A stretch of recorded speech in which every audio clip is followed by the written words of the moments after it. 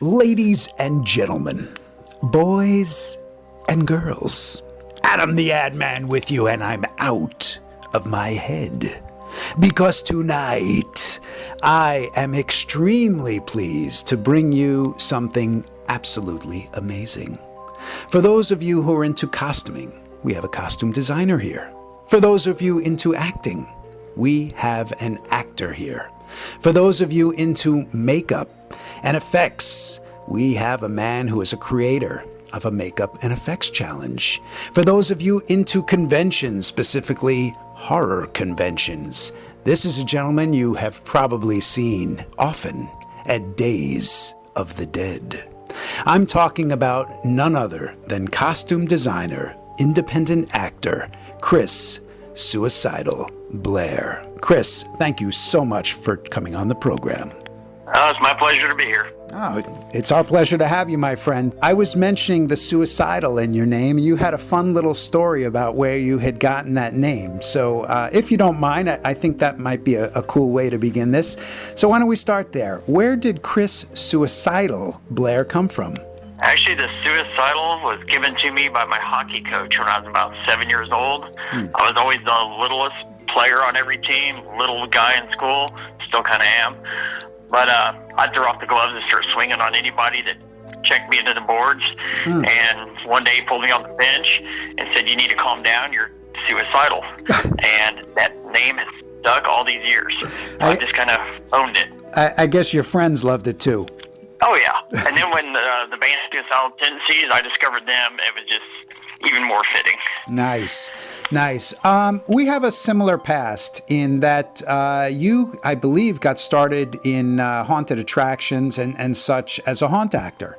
That's something that I had done as well way back. Let's talk a little bit about haunt acting. That's quite different than other types of acting, and it's probably where you began springboarding into costume design. So perhaps you could share with our audience, and we do have a lot of actors, and we do have a lot of horror hounds listening right now.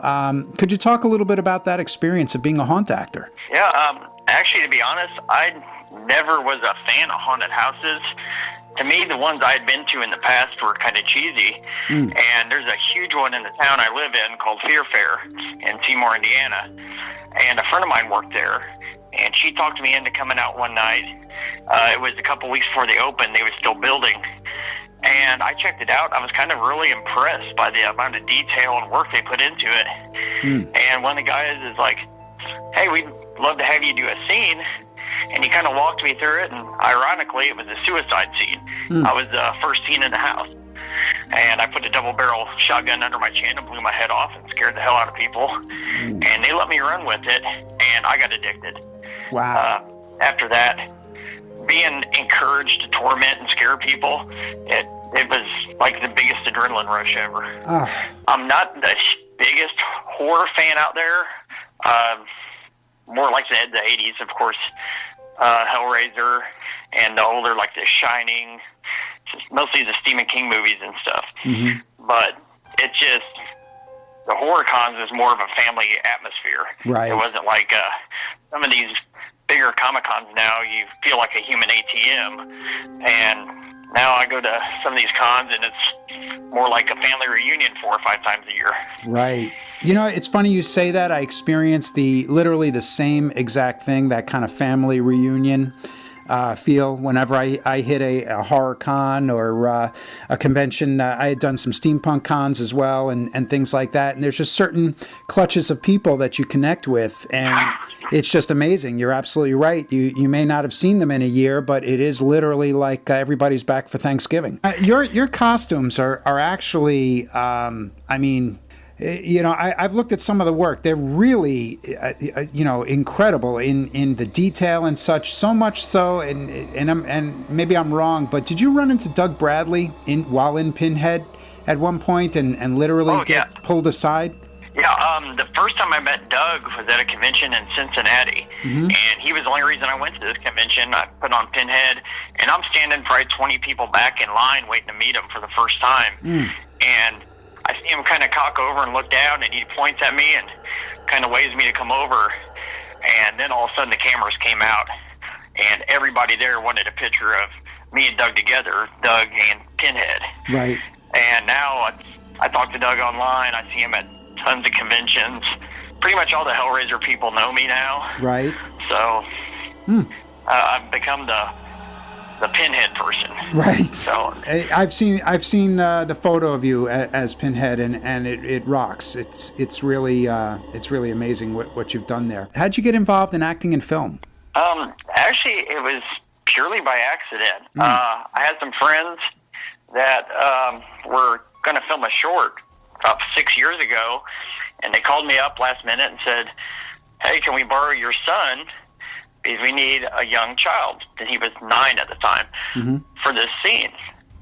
And they shot me the idea what it was, and I was like, "Yeah, I'll drive him over there." And we got there, and they was like, "Well, we had a couple people cancel. Can you throw on the sheriff's uniform and say 2 lines?" I was like, "Sure." So we shot. The Christmas Scream was the first time being in front of a camera. And, I mean, we had a fun night. Got to see my son get brutally strangled to death with Christmas lights. It came out, and it was just like an 18-minute short. Right. But a lot of people liked it. And then Jason Hoover from Jab Pictures came up with this idea for the Collective series. And it was 10 filmmakers that were giving the same, like, 2 lines. And they had to make a 10-minute short based off that. And then it was all put together in one DVD. And the same people I worked with first time, like, "Hey, you want to come back and act in this?" And me, my ex-wife, my son, a bunch of friends got together, and we did that. And I started seeing it being screened at conventions and stuff, and people loved it, and I've got more offers. I just signed on with HM&M Films to do a movie called Skull Butcher. That's going to be filming in the next few months. And this would be the first time I have more than just like 1 line. So I actually have to study up and actually act for once, and I'm not in costume. So I'll be playing a coroner in a feature-length movie. Nice. So you'll actually have to see my normal face of this. The FX Makeup Challenge at Days of the Dead. Next weekend, we'll be doing our 3rd one in Atlanta, and hopefully they just keep growing from there. Right, yeah, and that's, of course, guys, this is the Days of the Dead, Atlanta Sheridan, February 5 through 7, that Chris is referencing. That is going to be an amazing event. I mean, I'm on the site right now just kind of checking out some of the panels. You've got Cassandra Peterson's going to be there. This Cabin Fever panel, I think, would be a lot of fun to be a part of and listening to. And, of course, your FX Makeup Challenge. Those that don't know, it's a blind box challenge. The contestants have no idea what they have to work with or what they're making until they open the box. The only thing they can use is what I supply them. Wow. And it's been pretty interesting. The mystery box has been nicknamed the box of fuckery because there's a little bit of everything in there. There could be some top-level professional makeup supplies to stuff I dug out of the bathroom cabinet and out of the kitchen. Right. So interesting. I get some strange looks and some hate mail usually afterwards, but it's all a blast. First place is all-exclusive pass to the Stan Winston School of Character Arts. If somebody's listening to the program right now and they're interested in connecting with you, I mean, aside from Days of the Dead, over the weekend and possibly catching up with you there, but I'm sure you do some social media and such. How can they get a hold of you if they wanted to talk some costuming or maybe touch base regarding acting with you? Easiest way to find me is on Facebook. Like most people, you can find my suicidal page. It's at facebook.com/suicidal812. Also on Twitter and Instagram, suicidal812. Those are the easiest ways to reach me. Or find me at a convention. My convention schedules are posted on all my social media sites. Hitting, I think, right at about 11 this year. So I'll be pretty busy. Chris Suicidal Blair here with us on Out of My Head Radio. I invite you all to reach out to Chris Blair. Chris, I want to thank you so much for joining me tonight on Out of My Head Radio. Oh, thanks for having me. Love this show. I can't wait to see this come out. And hopefully I see a bunch of people down at Days of the Dead in Atlanta next weekend, or at shows throughout the year, come up, say hi, get a free picture. Absolutely. Thank you so much for coming on the program, my man. No problem. Thank you. You're very welcome.